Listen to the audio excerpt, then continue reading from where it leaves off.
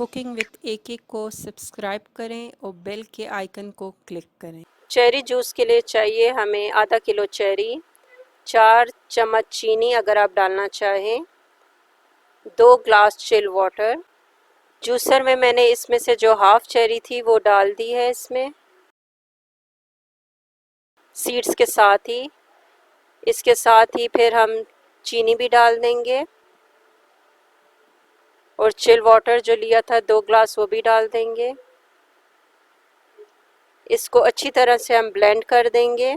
आधा kilo cherry से जो है 6 ग्लास जूस बन जाते हैं। ये हमारा तैयार हो गया। मैंने एक छान रखा है, उसकी मदद से मैं ये जूस ले रही हूँ। ऊपर सीड्स रह जाएंगे और नीचे जूस आ जाएगा। बहुत ही मज़े का रिफ़्रेशिंग ये जूस है, गर्मियों में ज़रूर पिएं, आप फ्रेश हो जाएंगे। वीडियो को लाइक करें, कमेंट करें और शेयर करना ना भूलें।